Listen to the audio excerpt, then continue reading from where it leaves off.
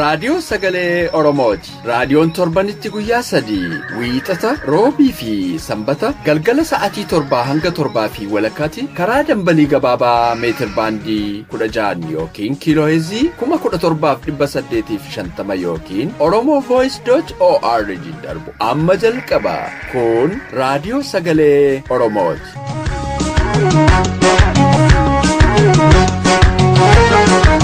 Akkamooltan dhaggeeffatoota keenya kabajamoo. Kun qophii keenya roobii reediyoo sagalee Oromoorraa yeroo kana isiniif darbu. Qophiilee keenya beeksisuun kanan isin wajjiniin turu Anayyaantu Dameeti. Qophiin keenya har'aa oduu fi qophii mala jireenyaati. Muuziqaa torbees ni qabna. Hanga qophiin keenya xumuramutti akkan wajjiniin turtan isiniin affeera. Amma gara oduuttan isin dabarsa.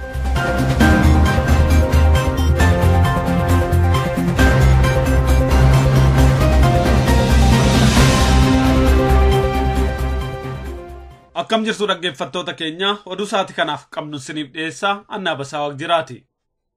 Oromiyaa kibbaa Gujii keessatti mormiin fincila xumura gabrummaatti fufee jira. Mootummaa wayyaanees mormii kana dhaabuuf namoota hedduu hidhuutti akka jiru beekameera. Odeessi dhugaa jiru akka ibsutti uummanni godinichaa otoo ajjeefamu mirga abbaa biyyummaatiif falmaa taasisuu jabeesseetti fufee jira. Hiriira guddaa caamsaa 8 bara 2018 aanaalee akka Gooroo Doolaa, Shaakkisoo fi aanaa Sooraa magaalaa Adoolaa Wayyuu keessatti gaggeessaniin jibbinsa mootummaa wayyaaneef qaban ifatti mul'isaniiru. Mormiin kun hiriira qofaa otoo hin taane gabaa dhaabuu fi karaawwan cufuu kan dabalate ture. Akka gabaasaan raadiyoo sagalee Oromoo ibsatti magaalaa Adoolaa Wayyuu keessatti mormii dhaabuuf poolisiin Oromiyaa dhukaasa banteen yoo xiqqaate namooti 2 battalatti ajjeefamanii 4 immoo madeeffamaniiru. Mormii guyyaa kaleessaa hordofuunis hidhaan guddaa gaggeeffamaa akka ture beekameera. Namoonni yaada isaanii VOA'dhaaf ibsanis adanfamanii hidhamaa akka jiran hubatameera. Yeroo ammaa kanas mootummaa wayyaanee basaastotaa fi hidhattoota guddaa gara naannoo sanaatti bobbaasee akka jiru hubatamee jira. Dhibbaaf cunqursaan uummata Oromoo ragaa ture ammallee bifa biraatiin itti fufee akka jiru beekame. Madda odeeffannoo keenyaa akka ibsetti jijjiirama waggoota 27 lallabamaa ture booda biyya Itoophiyaa keessatti Oromoon ammallee akka lagaatti ilaalamuun itti fufeera. Keessaayyuu caasaa mootummaa federaalaati jedhamee kan beekamu keessatti wanta Oromoo marti kan alagaatii gaditti ilaalamaa jira. Caasaa mootummaa biyyattii keessatti fakkeenyaaf gaazexaan afaan Oromootiin maxxanfamu bariisaan tamsaasti raadiyoo Itoophiyaa qophiin afaan Oromoo fi tamsaasti raadiyoo Faanaa qophiin afaan Oromoo ammallee xiyyeeffannaa akkan arganne beekameera. Maqaadhaaf fakkeessuu qofaadhaaf caasaa keessatti akka jiraatan taasifame malee qulqullinas ta'e guddina isaatiin akka inni mul'atu wanti godhamaa jiru hin jiru.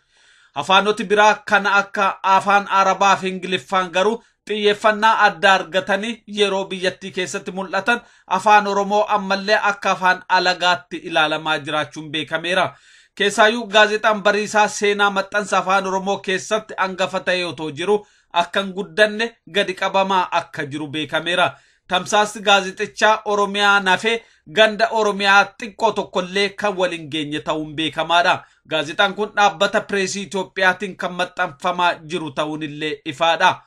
Gama biraatiin aadaan Oromoo maqaaf dhaadheffamuu malee jabina akka hin qabne abbaan gadaa duraanii Dr. Borbor Bulee dubbatan.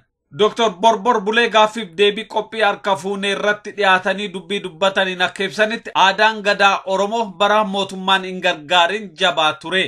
Yeroo ammaa kana akka isaan jedhanitti maqaaf dhaadheffama malee aadichi irree jabaan qabu.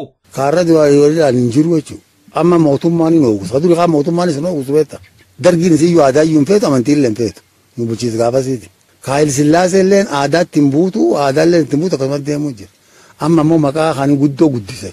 Guddoo guddisanii fudhachuu fadda dabarsanii maqaa gadaa kan dabarsan. Yoo ati keessan laaltu akka malee laafee jira.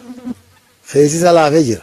Dhiibbaa amantii fi sirni alagaa akkasumas babal'inni magaalummaa uumeen keessoon aadaa Oromoo laaffachaa dhufuullee ayyuun kun himaniiru. Maan harkee mangistii illee kee jira. Harkee abbootii qabaannee fufee ciisa. Tanaaf yoo ati laalta amma akka duri namii amantii illee guddatte gara amantii sun laala. Ammallee yakkallee karaa firdibeetiitii karaa poolisii laala. Duri abbootiin gadaa Mahmud durooftee dhamee lijjeef. Ammi waan akka laalu adoo gochuu amala walii jibbe taate. Karaa nan barate kanaan oogusaa qabdu malee karaa dhaloota kan hin jiguu jirtaatan.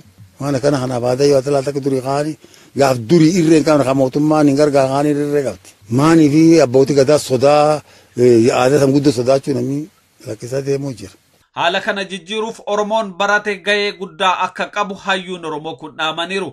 Adu'aatan boornaati fi aadaan mangistii gargar deebitee amantiilleen kophaa deebitee aadaalleen kophaa deebitee nama gargar deebee waltu qubaate guddoo dansa nami barate yoo aadaa jabeesse taanaan mallee gisee itti deebi'ee ertana aadaa san nami jabeesse baduu dhowwuu danda'an barate yoo nami barate jabeesse aadaa san beektaa amantii itti amanaa adoon ta'inu hin amaniif kiristaan islaam ta'e aadaa hin amanii akkisiin hin banne ammoo nami baduu dhowwuu danda'an tamaare haa qoratee bakka dhaqqabsiisu.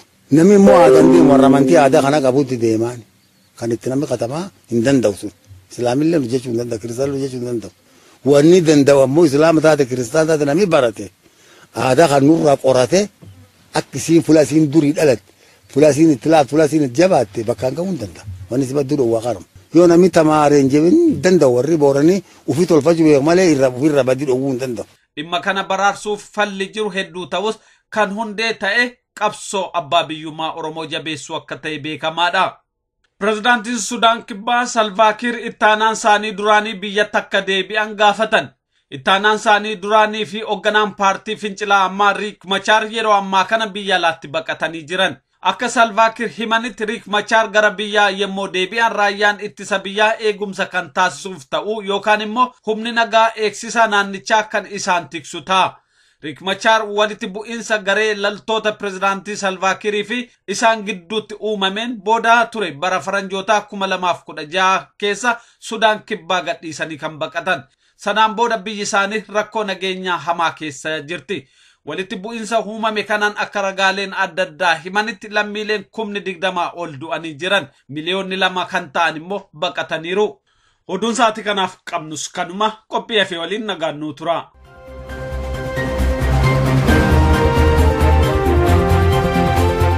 Amma immoo qophiin kan wallee torbeeti. Ittaansee sagantaan keenya idilee mala jireenyaatu dhiyaata. Amma gara walleettan isin dabarsa.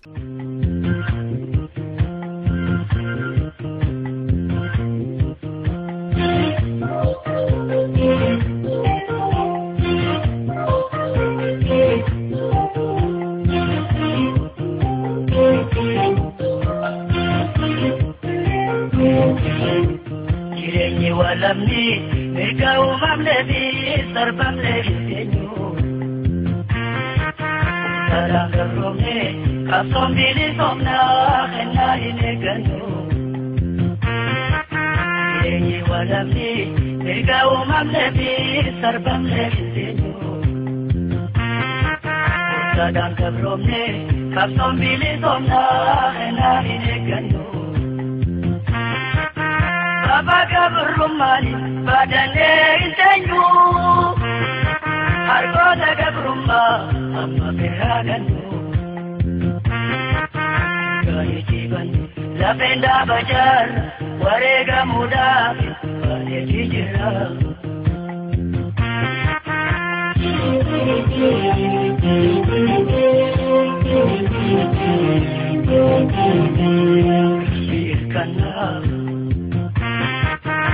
Agabal manna imona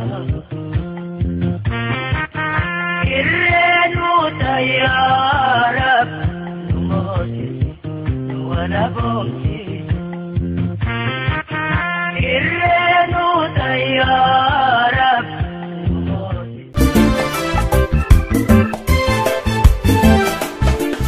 Kun qophii mala jireenyaati. Qophiin mala jireenyaa torbaanii guyyaa tokko isin dhiyaata. Kaayoon qophii kanaa uummanni Oromoo beekumsa, ogummaa fi muuxannoo isaan barbaachisu argatanii akka murtee qajeelaa fudhachuu danda'an hunneessu.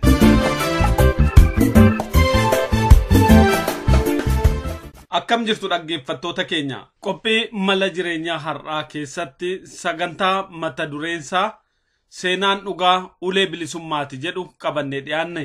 Mata duree kana waan filanneef qabna. Akkuma beekamu baroota hedduuf uummati Oromoo seenaa dhugaa waakkatamee turuunsaa ifaadha. Cunqursaan ture seenaa sheekoo irratti hundaa'e waaressuuf yaalii adda addaa gochaa turuun kan beekamu. Yaaliin kun qabsoo Oromootiin laaffachaa dhufullee ammas bifa adda addaatiin yaalii duraan ture haaromsuudhaaf tattaaffiin godhamaa jira. Yeroo akkasii keessatti keessaayyuu uummata akka Oromootiif seenaa dhugaa jabeeffachuun filannoo guddaadha. Mata duree amma kaafne kanaaf deebii kan ta'u qophii gidduu kana ONN Oromiyaa News Network irratti darbe arginee jirra. Qopheessaa sagantaa hubannaa akka ta'e Tabsaa'ee Dheeressaa gaaffiif deebii ayyuu seenaa Oromoo Dr. Muhammad Hasan waliin godhe akka dhaggeeffattoota keenya Oromiyaa fi biyyoota adda addaa keessa jiraniif dabarsinu waan ayyamanuuf kenneef maqaa dhaggeeffattoota keenyaan dursinee galateeffanna. Kutaa tokkoffaa qophichaa wixata darbe dhiyeessuun keenya kan yaadatamu. Har'a immoo kutaa lammaffaasaa qabannee dhiyaanneerra. Gaariidha. Tariigaa dheerina yeroo irraa kan ka'e odeeffannoon gargar citaa disconnected ta'a. Kitaabonni amma kakaaftan lamaanii yeroo dheeraa dura kan isaan maxxanfamanii yoona shelf irratti irraanfatamaniiru ta'a. Amma tarii namoonni keenya keessaa Oromoonni yaadatanii kitaabota kana barbaadanii argachuu yaalu ta'a. Maaliif dhugaa odeeffannoon humna gaarraa yeroo diinnis uummata irratti humna isaa cimsachaa deemu. Oromoonis of cimsaa deemu karaa odeeffannootiin maaliif kun egaa amma yeroo ammaa kana wanti hundumtuu falammiin gara yaadaatti taateetti yaadaan aayidiyaadhaan wal falmuu waliin muggutuu wal amansiisu addunyaa amansiifachuu waan ta'eef kan biraa wanti Dr. Muhammad tuqanii fi garuu dhaamsa guddaa qabu tokko we were the late comers to the big prison jedhanii salphifnee keenya nuti Itoophiyaa ijaaramte kana ummatoota ishee keessa jirtuuf immoo mana hidhaa taate kan argamte kanatti kan dhufneetti dabalamne boodarraa hubannoodhuma dhaggeeffattoota keenyaatiif anillee waan dubbisee argees kanan qabu jira maal jechuu isaaniiti mee ishee nuu ibsa. Egaa Ogaadeen jedhanii yookaan Somaalota Itoophiyaatiin jedhanii maal jechuu isaaniiti. Tun hedduu gaarii amma odoon tanan deebifne dura kitaaba lameen kan reefu maqaa dhaweessan kitaaba Professor Ernest Gleaner sanirra kitaaba Bonnie Holcombe fi obboleessa keenya Sisaa Ibsaa kan kataban mata dureen isaa taayitiliin isaa The Invention of Ethiopia jaabar. Kitaaba san intellectualni Habasha akkatti inni isaan aarse akkatti isa jibban kitaaba san akka jibban Itoophiyaa xiqqeesse Itoophiyaa maarree godhe yani gizee hedduu wanta godhuu turanii kitaaba namni keenya ka afaan Ingiliz dubbisuu danda'u dubbisuu barbaachisu barnoota guddaa yoggaa 27 durallee katabamu wanni yogguu san katabame arrallee waan dhugaati. Arrallee biitti sun gargaarsa malee jiraachuun dandeessu waan dirree jiraate gargaarsa alaatiin teknoolojii alaatiin qabeenya alaatiin gartee waan jiraati san namni baruu barbaachisa jechuudha. Gaaffii teetitti deebuuf nuti late comers yogguu jiru nuti warra booda mana hidhaa guddaa kana dhufe yogguu jiru Sumaalee qofaa miti Oromoos ummata Saawuzii kan Minilik cabse. Yoggaa 130 dura ummata moohamee mana hidhaa guddaa kana keessatti ida'ame ummata itti haara'e agartee late comers kana jecha achirraa kaaseeti nuti booda kana dhufne jechuu isaati. Oromoo taatu Sumaalee taatu ummata biraa taatu namni kana akka gaariitti understand godhuu barbaachisa jedheeti. Gaariidha waan dubbisen qaba waan kana irratti waggaa 15 illee ta'a garuu irraanfachuu hin dandeenye. Maaliif takkatu otoo yeroo natti fudhatini seenaa biyyattii isa waggaa 3 jedhan kanatti walitti hide.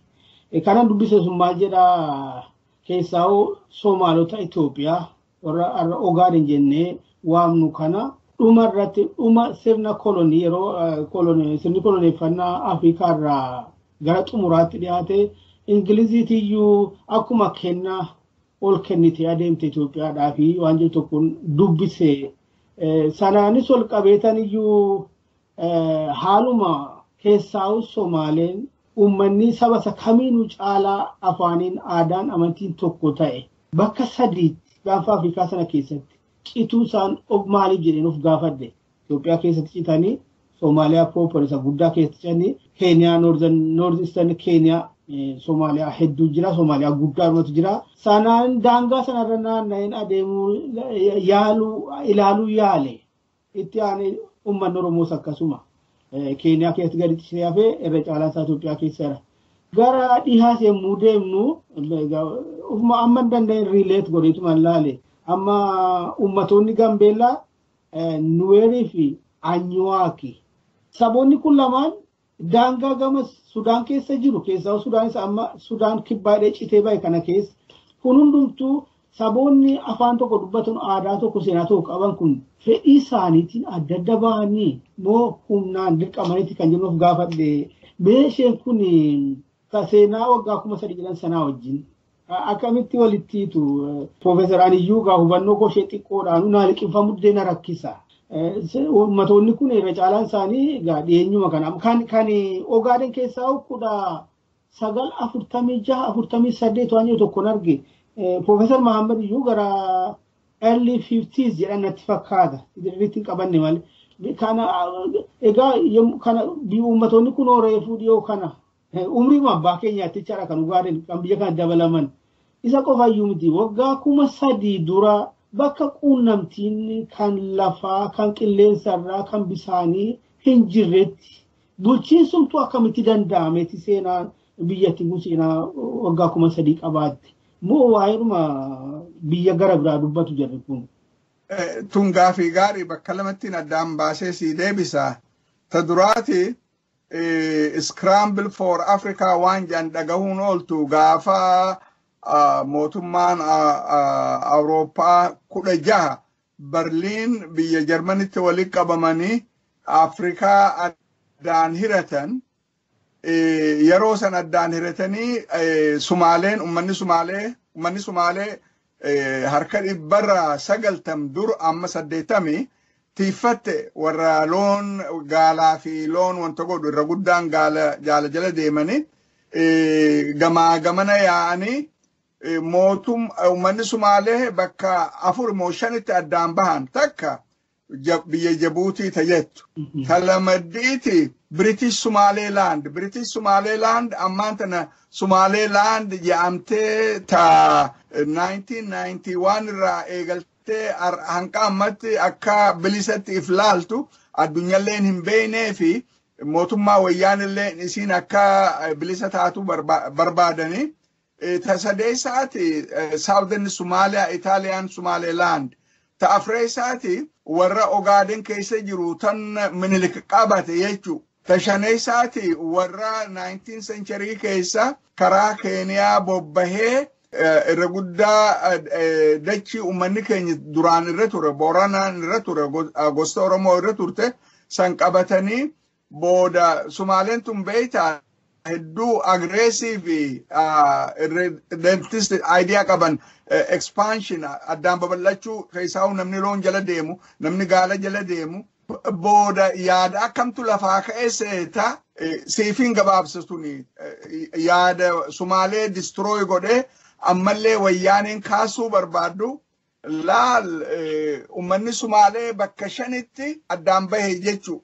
zamana koloniisan British keessatti Kenya keessatti Northern Somalia keessa turan Ogaaden keessa jiran Xaaliyaan jala jiran British jala jiran Faransaay jala jiran Foreign Ministeriin biyya Ingiliz 1943 yaada tokko fide ummanni Somaalee kun dachiin isaanii dachii goggoyduu samii ariid waan taate waanumaan bagarsite dachiin waan magarsitu hedduu xiqqoo South Somaaliyaa keessa jirti bishaan galaana Jubaa fi galaana Waabee Shabeellee jidduu jirti bishaan biyya teenya keessaa ka'ee Oromiyaa keessaa ka'ee achi dhaqu jidduu jirti saniihuu warri dachii qotu Somaaleen dachiin qottu beeyta warri qotu ammaan tana malee ummanni kun jiruu jiraachuu yoo akka danda'an maaliif Somaaleen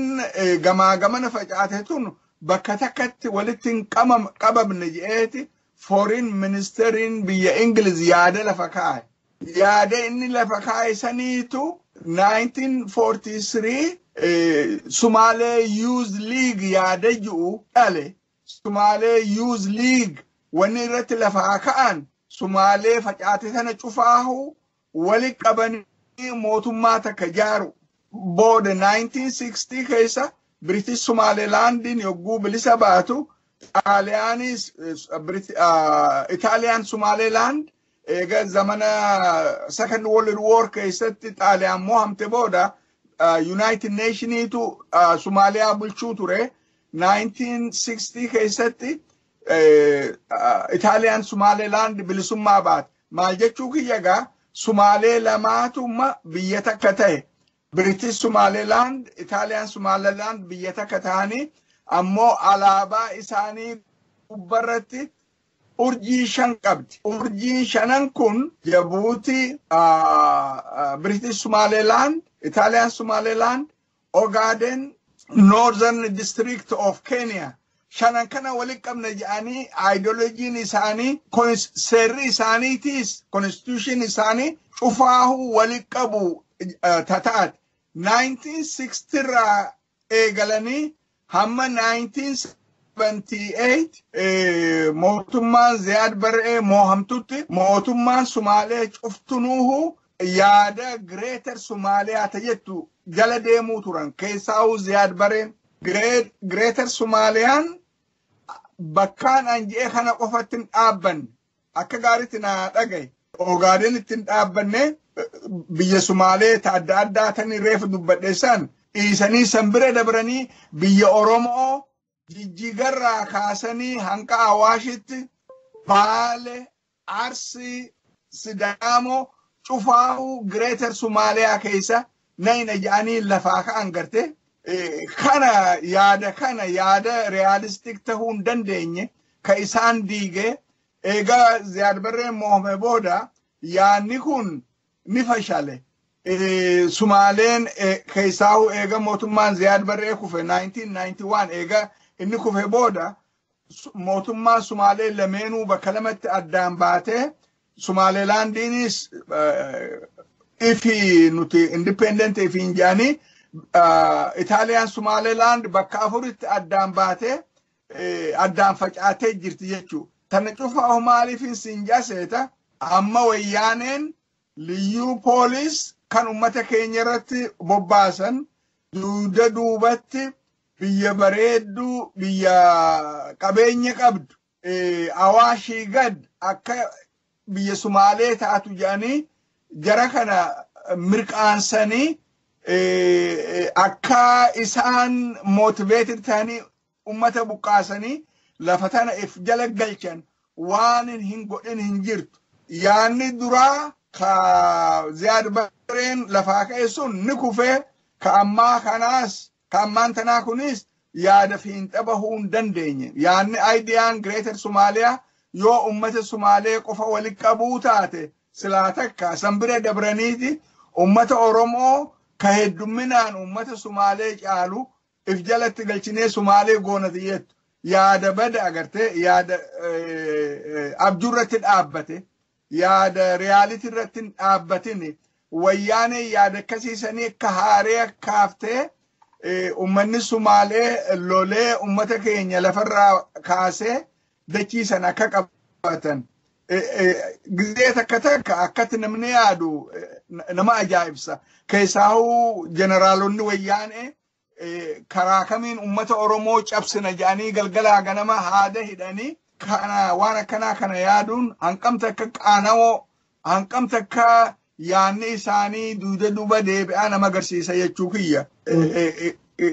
Gaafii teeta duraa ittiin deebi'aa na yaadachiisme. Egaa haala kanaan biyyattiin kun Ogaadeen faan egaa 1950 keessa yookaan leed 90. Yes, yaadadde. Laal British Somaliland yogguu Xaaliyaan lola Itoophiyaa irratti kaasu lola kaaseeti Xaaliyaan lola British irratti declare godhe.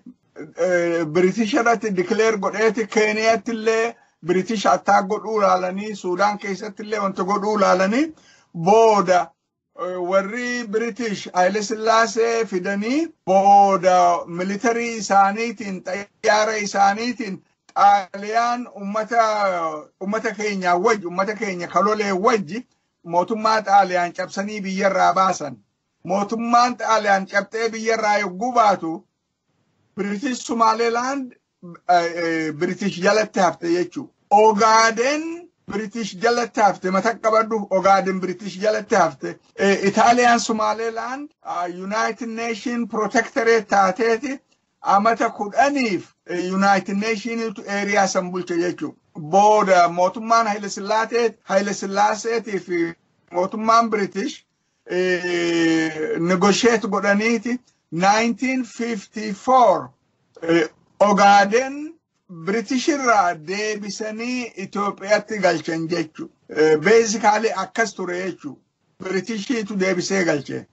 Egaan kunoo kaleessa umrii abbootii keenyaatti seenaa isa waggaa 300 jedhan kanaa wajjin akkamitti wal qaba. Itoophiyaa biyya seenaa waggaa 300 jedhu. Har'uma kanallee dhugaa dubbachuuf saboonni kun waluun beekanu mee uummata afaariin waa'ee warra Nuweer warra Anyuwaaq hagam beekte jedhaa isumti ilaala waluun beekne uummanni kun keessaa immoo bara sana immoo bara quunnamtiin haala kamiinuu hin jirre. Mootummaan utuu akkamitti biyya bulchedhamee yaadama.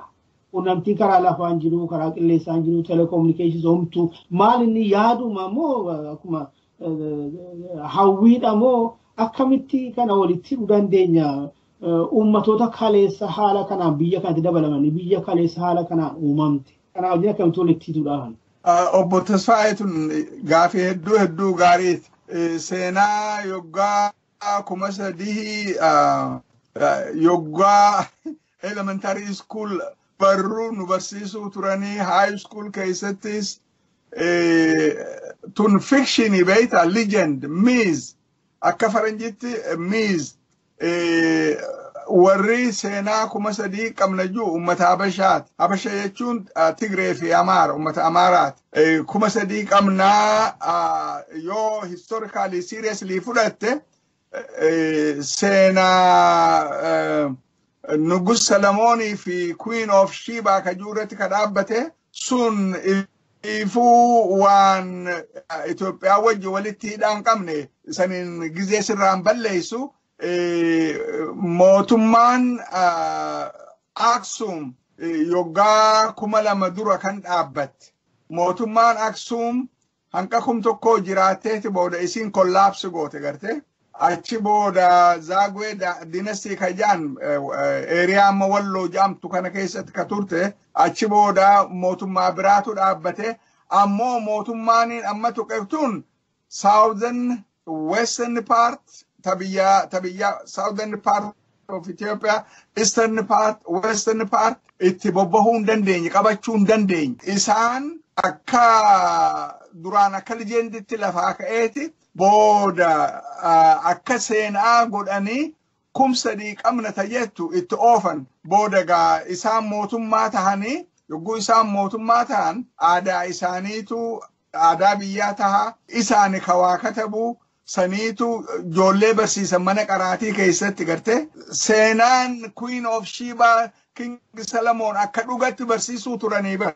High school keessatti illee even college keessatti illee yogguu college seenan qofa university an yogguu university keessa seenu yogguu sani isiin akka dhugaan ta'in suutatti dubbatan bal'isaniin dubbatanii tunga societyin adda addaa legendii adda addaa qabdii waan ifin jajjabeessan propaganda waan ifin jajjabeessan psychologically nuti seenaa guddaa qabna jedhanii waan itti yaadan waan akkasiisanii takubsa dhiisuun ummata keenya fa'aan laaltu. Ummanni keenya of course seenaa isaanii qabanii ta yeroo dheertuu ta Sumaaleetis ka ummata biraatis. Itoophiyaan seenaa kubsa dhii qabdi yogguu jedhan strictly speaking at least gaafa Aksum eegalte irraa ka'ee Habashni seenaa yoggaa 2,000 qabne yoo jedhan haqa qaban takumsa dhii itti hidhaan fikshinuma sun jechuu kiyya barbaade. Dhaggeeffattoota keenya kabajamoo kutaa xumuraa qophii kana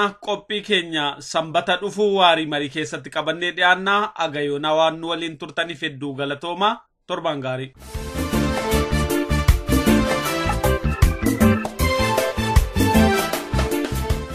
yoonaatti kan caqasaa turtan reediyoo sagalee Oromoo dambalii gabaabaan isinii darbaa ture. Daqiiqaa 30 waan nu waliin turtaniif hedduu galatooma. Qophiilee keenya sanbataan hanga walitti deebinutti nagaan nuuf tura.